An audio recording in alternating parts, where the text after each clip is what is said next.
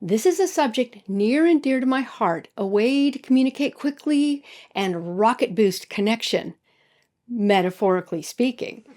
New research supports this shiny new psychological blueprint for success.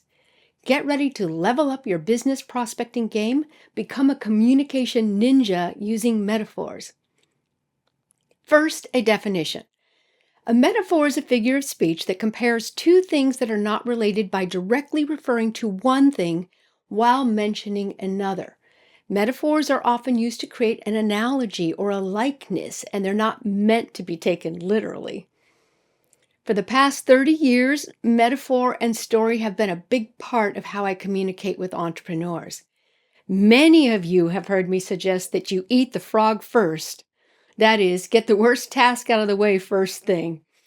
Others have heard me point out the frog in the pot of water. The temperature is rising so gradually the frog never jumps out. You know who you are. And the tail that wags the dog when a client or other person holds your business hostage. And you've heard me say, it's best to ride the horse in the direction it's going. To be clear, I've been using story and metaphor in my consults, but I haven't been teaching how to use story and metaphor to run faster and jump higher. So let's ride this horse all the way. And to mix metaphors, I'll make the how-to easily digestible. We're going to be making a sandwich. More on that later. Can we use this knowledge to improve our sales communications, foster a faster bond with the clients in the consultative process? According to research, we can.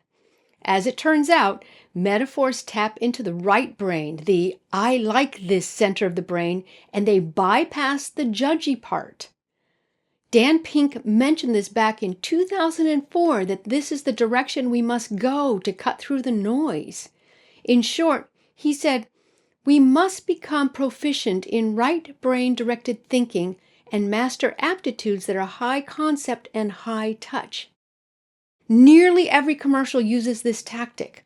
The average citizen sees more than 3,000 advertisements per day. Signs, billboards, scrolling through your news feed, your social feeds, television, flyers, radio, YouTube, and other delivery systems, they fill our heads. So what sticks? What cuts through the noise? How do you win the battle for attention? Increasingly, we make decisions based on the experiential wrapper that surrounds the core offering. We seek and consume great, memorable experiences. So we have two goals today. Make progress on your journey to become a master of story and communication, and understand how to achieve pitch-perfect delivery of feelings and attitudes. You will learn why you should use metaphors to make your points clearly and bring your ideas to life. You can think of metaphors as the ultimate communication skill, your secret weapon. And when and how to use metaphors to help people let down their guard and become more receptive to what you're saying. People remember stories and images. Images capture the right brain right away. Now, let's take a deep dive into this phenomenon. Metaphors play a powerful role in the world of business. They help us understand and make sense of new ideas and technologies. They create a shared understanding and emotional connection between companies and their audiences. Metaphors are bridges that connect complex ideas with the familiar, making abstract concepts accessible. When I say deep dive, you all understand what that means. That is a metaphor that replaces a whole list of abstract ideas. Metaphors are effective communication because analogy, a process of finding the properties of a thing by comparing it to another, is fundamental to thought. And finally, before we make that promised sandwich, here's the study that sparked this entire discussion. This month, we had news of the special power of metaphor. Scientific American reported on a study in which a group of subjects read a passage that said, "Crime is a beast." Another group read a passage that said, "Crime is a virus." In subsequent surveys, those who had read the beast passage were more likely to prescribe punishment as a means to control crime, while those who read the virus passage were more likely to prescribe treatment. What this demonstrates is that a good metaphor goes beyond effective communication to something approaching thought control. There's that word control again. So pick your metaphors carefully, use them responsibly. Now, I promised you a sandwich.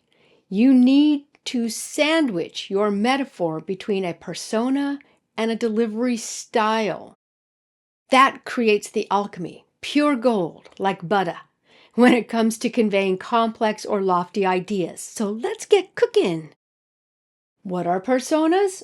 Only the most important marketing tool since sliced bread. See what I did there?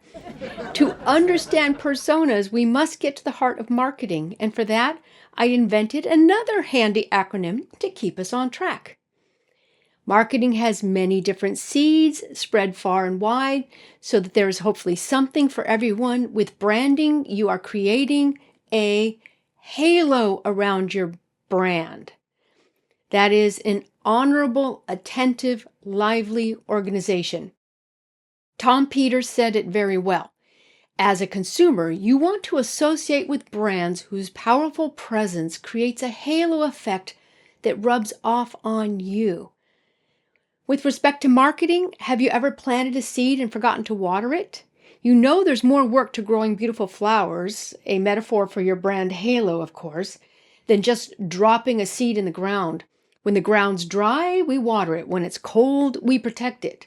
This means constant tending of the halo, i.e. your brand reputation. When you get a cold review, give a warm response. You get the idea. The good stories draw the audience into a funnel, yielding clicks to learn more, calls, visits, or getting involved and then purchasing, etc. More this afternoon with the organic marketing used by one of our pro panelists for exactly that. Note, selling is the price tag that's slapped onto the halo at the very end. That's the concept of a funnel, vital for marketing. A sales call or ad is designed for the final target for a specific person, the buyer who should be ready to commit. Marketers create the concept of a persona that represents the target. Now for creating personas for your target. Put yourself in your audience's shoes. What things would their world embody in the qualities you want to create? Make a list for your target. 10 things at a minimum, but ideally more. The point is you need to push past all the easy and obvious stuff and go deeper. Let's say you're going to approach a shopping center developer and an architect. What professions or people embody power, precision, and profitable outcomes? Engineers, incredible but faceless. Investment bankers, surgeons, think Chicago Med. Hotshot designers, Johnny Ive. Architects, Frank Lloyd Wright. Characters like Jason Bourne. Now you narrow it down. So for one of our best prospects, we'll say Earl James. He's an architect and developer. Let's start with a budget-minded developer. We'll use his architect persona in the example after this one. As you can learn from a little web research, a budget-minded developer looks like this. Get it done yesterday. Keep me out of jail. I hate taxes. They are often assertive go-getters who stay in an investment range that allows them to get from point B to C. They expect fast ROI, so we will call him ROI Randy. So build your metaphor for an in-person sales call. You might insert into your conversation, hey, as Warren Buffett says, it's not necessary to do extraordinary things to get extraordinary results. We pool our experience and pour it into each client's project to complete quickly and cement the savings. Bottom line, we cut time, not corners. That could even be a great right brain motto. We cut time, not corners. Here is our high-end architect so we can compare and contrast. This persona is described as a sculptor beyond the capacity of human measurement, a person who could mold space and alter physicality, someone who would dramatically alter the lives of many people with a single stroke of their hand. The persona, we'll call her Prime Mover Morgan. Some metaphors with potential? Whatever good things we build end up building us, so we won't be picking up pennies on the freeway. Translation, we won't skimp on your sign material. That would be high risk with low reward. You designed a black tie event, and it's our job to bring the jewelry. See how this works? Now for the other slice, intention. I'm pretty sure almost everyone here has heard of the 7-38-55 rule. It's commonly thought that 7% of meaning is communication through spoken word, 38% through tone of voice, and 55% through body language. All based on Albert Mehrabian's groundbreaking 1967 study.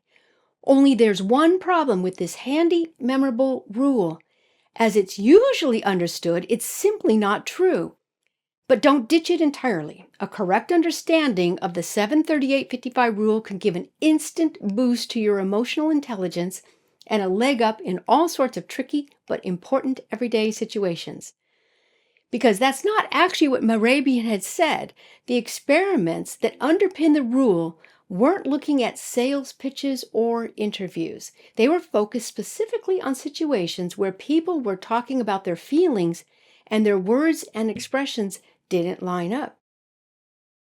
Total liking was 7% verbal liking, 38% vocal liking, and 55% facial liking. Those were derived from experiments specifically focused on the communication of feelings and attitudes like, dislike. Therefore, unless a communicator is discussing their feelings or attitudes, those equations are not applicable. And like stories, metaphors are powerful tools to build businesses, but we never want to limit ourselves to a hammer. Sometimes only the X-Acto knife will deliver the result we want. So, get out there, make a sandwich, find your personas, get your metaphors right, and practice your delivery. Then once more, with feeling. Now it's time for a short break. Our program continues in about 8 minutes.